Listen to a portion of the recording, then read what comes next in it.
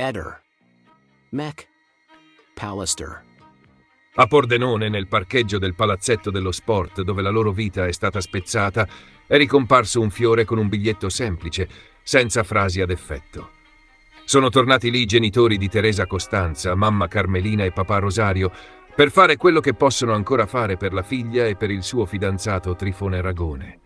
Esserci, in silenzio, nello stesso luogo in cui la sera del 17 marzo 2015 i due giovani furono uccisi a colpi di pistola mentre stavano rientrando in auto dopo l'allenamento. Il periodo delle feste rende tutto più insopportabile. I genitori di Teresa lo dicono chiaramente. Man mano che si avvicina il Natale, il vuoto diventa quasi fisico.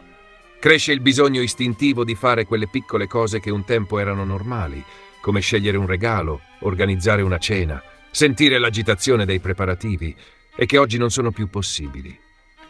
L'assenza di Teresa si misura anche in questi gesti mancati, nelle abitudini che non esistono più. Per questo, tornare a Pordenone, deporre un fiore, fermarsi qualche minuto nello stesso parcheggio, ha per loro il significato di una visita a casa della figlia.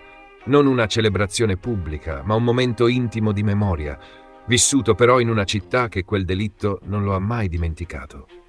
Il ricordo corre inevitabilmente a quella sera di marzo in cui nel parcheggio del Palasport Crisafulli Teresa e Trifone vengono freddati da 7 colpi di pistola esplosi da distanza ravvicinata mentre si trovano nella loro auto.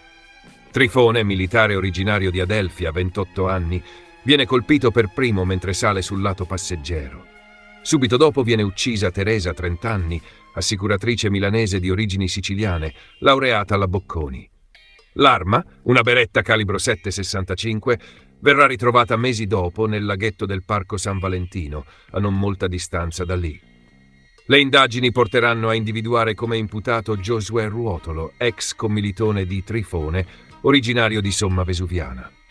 I processi di primo e secondo grado si concludono con la condanna all'ergastolo, poi confermata dalla Cassazione nel gennaio 2021, che rende definitiva la sentenza. Per i giudici è lui l'autore del duplice omicidio, maturato in un contesto di rabbia, gelosia e rancori sedimentati. Successivamente sarà rigettato anche un ricorso straordinario, con cui la difesa chiedeva una nuova valutazione alla luce di presunti errori di fatto, chiudendo di fatto il capitolo giudiziario con la conferma dell'ergastolo. Fuori dalle aule però il dibattito non si è mai spento del tutto.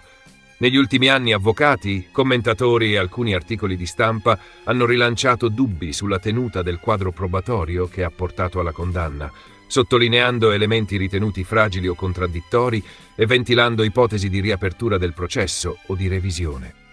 In questo clima i genitori di Teresa si ritrovano a leggere, come tutti, titoli che parlano di possibili nuovi scenari e nuove valutazioni sull'omicidio dei fidanzati. La loro posizione però è netta. A chi chiede che cosa pensino di queste voci, la risposta è chiara. Loro non hanno dubbi.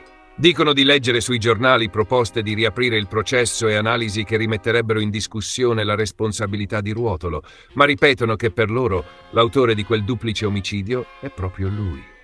Nelle loro parole non c'è spazio per teorie alternative o scenari misteriosi.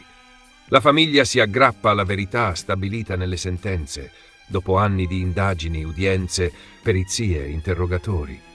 Quello che chiedono, più che altro, è che non si perda di vista il centro della vicenda. Una figlia e un ragazzo uccisi senza alcuna possibilità di difesa, una vita spezzata a 30 anni, progetti di coppia mai realizzati, famiglie rimaste a fare i conti con un'assenza permanente. Il ritorno a Pordenone dei genitori di Teresa è quindi qualcosa di più di un semplice gesto simbolico.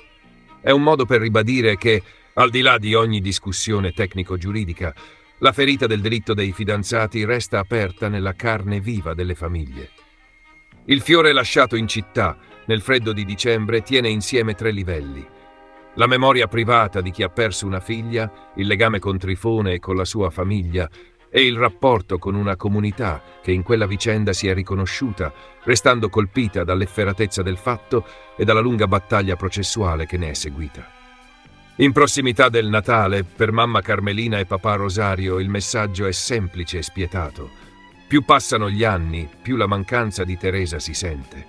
Le feste, che per molti sono luci, tavole imbandite e fotografie di famiglia, Per loro sono soprattutto la conferma di un posto vuoto che nessuno potrà mai occupare. Il fiore deposto a Pordenone è la traduzione in un gesto di una frase che ripetono da anni e che ora suona ancora più vera. La figlia gli manca, più che mai, e continuerà a mancare ogni singolo giorno. Ehi, non dimenticare di iscriverti a questo canale.